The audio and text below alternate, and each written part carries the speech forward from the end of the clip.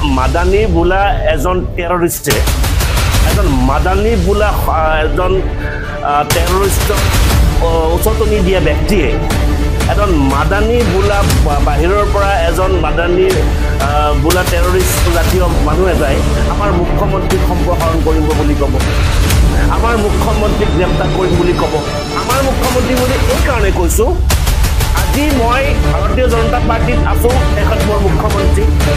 আজি মই কংগ্ৰেছত আছোঁ তেখেত মোৰ মুখ্যমন্ত্ৰী নহয় এনেকুৱাটো নহয় তেখেত অসমৰ মুখ্যমন্ত্ৰী তেখেতৰ নীতি আদৰ্শৰ লগত আমি ভাল পাওঁ বেয়া পাওঁ সেইটো সম্পূৰ্ণ বেলেগ কথা কিন্তু অসমৰ মুখ্যমন্ত্ৰী অশোক সিংহালে ফ্লেট বনাই আছে নহয় স্বাস্থ্যৰ কথা বাদ দিয়ক আমাৰ ফ্লেট বনাই থাকক আপুনি স্বাস্থ্য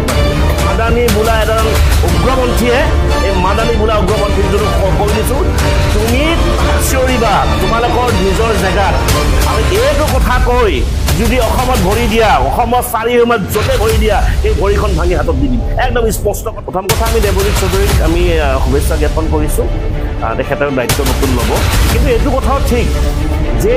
যদি স্বাস্থ্যজনিত কাৰণত নহয় কিবা বেলেগ কাৰণ আঁতৰাইছে তেতিয়াহ'লে কিন্তু এইটো খুবেই বেয়া কাম এটা কৰিছে কাৰণ অভিজিৎ শৰ্মাক আমি সকলোৱে জানো অভিজিৎ শৰ্মাক আপোনালোকেও জানে অভিজিৎ শৰ্মাক ৰাইজেও জানে ৰাইজৰ মানুহ আছে স্বাস্থ্যজনিত কাৰণত তেখেতৰ এতিয়া দিছে কিন্তু আচৰিত কথা যোৱা এটা বছৰৰ পৰা সেই মানুহজনে দুটা কিডনী তেখেতে অসুস্থ হৈ থকাৰ পাছতো তেখেতে ডিউটি কৰি আছিল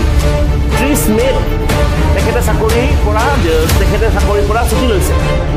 1 জুনত তেখেত কলকাতা গৈছে 9 জুনত তেখেতে অপাৰেশ্যন কৰিছে ডক্টৰে 3 মাহ সময় দিছিল অৰ্থাৎ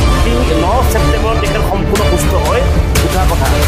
11 ছেপ্টেম্বৰত তেখেতে জইনিং কৰাৰ কথা আছিল স্বাস্থ্যজনিত কাৰণত যদি তেখেতক সলনি কৰিছে তেতিয়াহ'লে আগতে কৰিব লাগিছিলে এই 3টা মাহ GMCHখনত ছুপাৰিণ্টেণ্ডেণ্ট নোহোৱাকৈ চলা নাই বা মাদানী নামৰ এজন টেৰৰিষ্টে এইটো কথা ক'ব আমি কিন্তু মাদানী খকিয়াই দিছোঁ ভাই তুমি তাৰ পৰা যি কোৱা কৈ থাকা অসমত আহি এইবোৰ কথা ক'বলৈ সাহস নকৰিবা অসমত যদি চাৰিসীমাত ভৰি দিয়া নহয় সেই ভৰিখন ভাঙি হাতত দি দিম আকৌ চিধা কথা সলনি হ'ল এই বিষয়ে আপুনি কি ক'ব যোৱাকালি আমি দেখিছোঁ যে GMCHৰ ছুপাৰিণ্টেণ্ডেণ্ট ডক্টৰ অভিজিৎ শৰ্মাক সলনি কৰি দিছে এইটো আচৰিত লাগিলে কথাটো আৰু লিখি দিছে যে আমি নিউজতো দেখিছোঁ যে স্বাস্থ্যজনিত কাৰণত তেখেতৰ ডিউটিৰ পৰা আঁতৰাই দিছে আৰু এজন নতুন ছুপাৰিণ্টেণ্ডেণ্ট তাত এপইণ্ট কৰাইছে দেৱজিৎ চৌধুৰী প্ৰথম কথা আমি দেৱজিৎ চৌধুৰীক আমি শুভেচ্ছা জ্ঞাপন কৰিছোঁ তেখেতৰ দায়িত্ব নতুন ল'ব কিন্তু এইটো কথাও ঠিক যে যদি স্বাস্থ্যজনিত কাৰণত নহয় কিবা বেলেগ কাৰণ আঁতৰাইছে তেতিয়াহ'লে কিন্তু এইটো খুবেই বেয়া কাম এটা কৰিছে কাৰণ অভিজিৎ শৰ্মাক আমি সকলোৱে জানো অভিজিৎ শৰ্মাক আপোনালোকেও জানে অভিজিৎ শৰ্মাক ৰাইজেও জানে ৰাইজৰ মানুহ আছিল তেখেতে সকলোৰে লগত এটা সমান দৃষ্টিৰে চাইছিল আৰু এইটো কথাও ক'ব পাৰোঁ যে স্বাস্থ্যজনিত কাৰণত তেখেতৰ এতিয়া দিছে কিন্তু আচৰিত কথা যোৱা এটা বছৰৰ পৰা সেই মানুহজনে দুটা কিডনী তেখেতে অসুস্থ হৈ থকাৰ পাছতো তেখেতে ডিউটি কৰি আছিল 30 মে'ত তেখেতে চাকৰিৰ পৰা ছুটি লৈছে 1 জুনত তেখেত কলকাতা গৈছে 9 জুনত তেখেতে অপাৰেশ্যন কৰিছে ডক্টৰে 3 মাহ সময় দিছিল অৰ্থাৎ 9 ছেপ্টেম্বৰত তেখেত সম্পূৰ্ণ সুস্থ হৈ উঠা কথা আৰু 11 ছেপ্টেম্বৰত তেখেতে জইনিং কৰাৰ কথা আছিলে স্বাস্থ্যজনিত কাৰণত যদি তেখেতক সলনি কৰিছে তেতিয়াহ'লে আগতে কৰিব লাগিছিলে এই 3টা মাহ GMCHখনত ছুপাৰিণ্টেণ্ডেণ্ট নোহোৱাকৈ চলা নাই তাত এডিশ্যনেল ছুপাৰিণ্টেণ্ডেণ্ট আছে ডেপুটি ছুপাৰিণ্টেণ্ডেণ্ট আছে আচৰিত কথা হৈছে কি এই GMCখনত যেতিয়া অভিজিৎ শৰ্মা অনুপস্থিত আছিল তেতিয়া আমি দেখিলোঁ যে বিভিন্ন ধৰণৰ ঘটনা ঘটিল সৌদিনাখন এটা নৱজাত তাত ICU বেডৰ পৰা পৰি মৃত্যুবৰণ কৰিলে এইটো এটা কথা একদম কনফাৰ্ম আছিল যে অভিজিৎ শৰ্মা থকা হ'লে হয়তো এইটো ঘটনা নঘটিলেহেঁতেন বা যদি ঘটিলেহেঁতেন নহয় অভিজিৎ শৰ্মা হয়তো ৰাইজৰ মানুহ আছিলে তেখেতে গাত পাতি ল'লেহেঁতেন কিন্তু সেই সময়ত আছিল কোন প্ৰিন্সিপালজন আছিল তাত উপস্থিত প্ৰিন্সিপালজনে প্ৰেছ মিট দিছিলে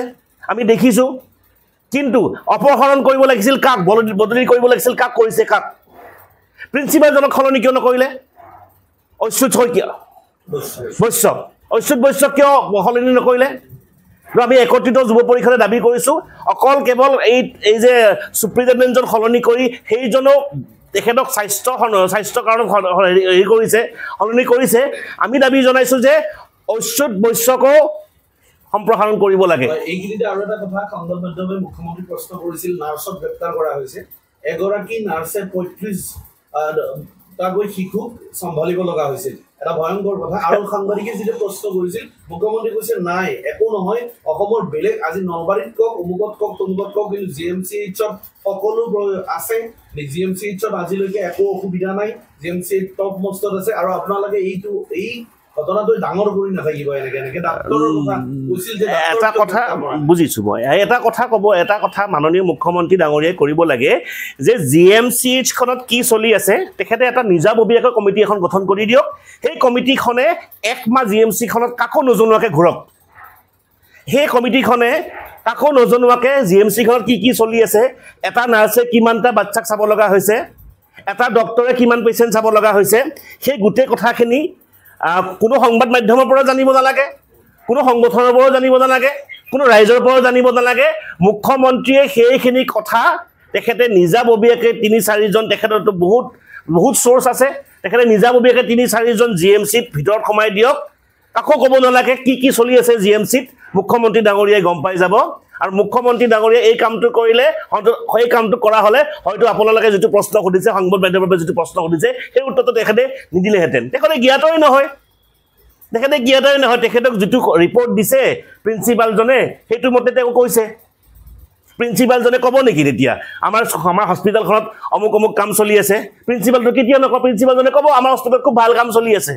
সেইকাৰণে আপোনালোকে সংবাদ মাধ্যমে কয় কোনোবা দল সংগঠনে কয় কোনোবা ব্যক্তিয়ে কয় তেখেতৰ কোনো ফৰক নপৰে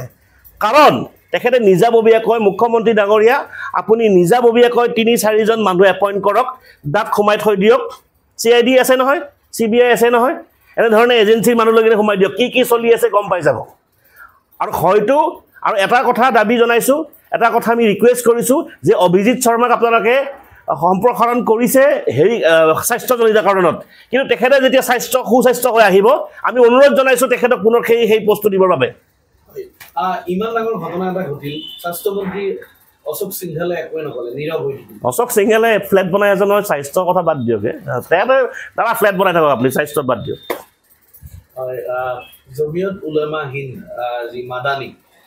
আমাৰ অসমৰ মুখ্যমন্ত্ৰী ডক্টৰ হিমন্ত বিশ্ব শৰ্মাক লৈ ভয়ংকৰ মন্তব্য কৰিছে আৰু মুখ্যমন্ত্ৰীক আঁতৰোৱাৰ বাবে বিভিন্ন তেওঁলোকে ৰণকৌশল প্ৰস্তুত কৰা বুলিও সংবাদ মাধ্যমত এটা খবৰ ওলাইছে এনেকুৱা ধৰণৰ এই যিটো এটা খবৰ বা যিটো ওলাইছে চাৰিওফালে এইটো বিষয়ত আপুনি কি সব মুখ্যমন্ত্ৰী হৈছে অসমৰ ৰাইজে তেখেতক ভোটদান কৰি তেখেতক মুখ্যমন্ত্ৰী বনাইছে এতিয়া কথা হৈছে কোনোবা মাদানী বোলা এজন টেৰৰিষ্টে এজন মাদানী বোলা এজন টেৰৰিষ্টক উচতনি দিয়া ব্যক্তিয়ে এজন মাদানী বোলা বাহিৰৰ পৰা এজন মাদানী বোলা টেৰৰিষ্ট জাতীয় মানুহ এটাই আমাৰ মুখ্যমন্ত্ৰীক সম্প্ৰসাৰণ কৰিম বুলি ক'ব আমাৰ মুখ্যমন্ত্ৰীক গ্ৰেপ্তাৰ কৰিম বুলি ক'ব আমাৰ মুখ্যমন্ত্ৰী বুলি এই কাৰণে কৈছো আজি মই ভাৰতীয় জনতা পাৰ্টিত আছো তেখেত মোৰ মুখ্যমন্ত্ৰী আজি মই কংগ্ৰেছত আছো তেখেত মোৰ মুখ্যমন্ত্ৰী নহয় এনেকুৱাটো নহয় তেখেত অসমৰ মুখ্যমন্ত্ৰী তেখেতৰ নীতি আদৰ্শৰ লগত আমি ভাল পাওঁ বেয়া পাওঁ সেইটো সম্পূৰ্ণ বেলেগ কথা কিন্তু অসমৰ মুখ্যমন্ত্ৰী আৰু অসমীয়া তেখেতটো বাহিৰৰ পৰা অহা নাই যে কোনোবা মাদানী নামৰ এজন টেৰৰিষ্টে এইটো কথা ক'ব আমি কিন্তু মাদানী খকিয়া দিছো ভাই তুমি তাৰ পৰা যি কোৱা কৈ থাকা অসমত আহি এইবোৰ কথা ক'বলৈ সাহস নকৰিবা অসমত যদি চাৰি সীমাত ভৰি দিয়া নহয় সেই ভৰিখন ভাঙি হাতত দি দিম আকৌ চিধা কথা মুখ্যমন্ত্ৰীৰ ওপৰত তুমি কথা ক'ব কোন হয় তুমিতো মুখ্যমন্ত্ৰীৰ কথা কোন হয় ন তুমি গতিকে তোমালোকৰ সংগঠন চলাইছা কৰবাত চলাই থাকা আৰু তুমি কৈছা যে বেদখলকাৰীৰ কাৰণে তুমি মাত দিব বিচাৰিছা তুমি ভাবিছা নেকি এটা জাতিগত সংঘৰ্ষ হওক ধৰ্মগত সংঘৰ্ষ হোৱা নাই নহয় ধৰ্মগত সংঘৰ্ষ কেতিয়াও নহয় অসমখনত কেৱল বেদখলকাৰীক উচ্ছেদ কৰিছে তাত বেদখলকাৰীক উচ্ছেদ কৰিবলৈ যাওঁতে বুলডোজাৰ খানে জেচিবি খনে চোৱা নাছিল তাত হিন্দু আছিল নে মুছলমান আছিল এটাই বস্তু চাইছিল যে সেই ডখৰ মাটি চৰকাৰী হয় নে বেচৰকাৰী নে নিজৰ পট্টা মাটি হয় যদি পট্টা মাটি হয় মোক কওকচোন কোন ঘৰ মুছলমান মানুহক পট্টা থকাৰ পিছত উচ্ছেদ কৰিছে মোক কওকচোন কোনটো হিন্দু মানুহক তাত বেদখল কৰাৰ পিছত উচ্ছেদ কৰা নাই গতিকে উচ্ছেদটো বেদখল মাটি হৈছে তাত যোনেই বহি নাথাকক আৰু এই মাদানী বোলা এজন উগ্ৰপন্থীয়ে এই মাদানী বোলা উগ্ৰপন্থীক যদি কৈ দিছোঁ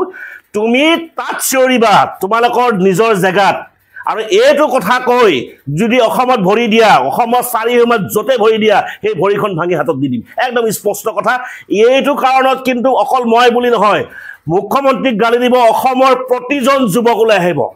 অসমৰ প্ৰতিজন যুৱক যুৱতী ওলাই আহিব কাৰণ তুমি বাহিৰৰ পৰা আমাক গালি দিছা মুখ্যমন্ত্ৰীক গালি দিয়া মানে এজন অসমীয়াক গালি দিয়া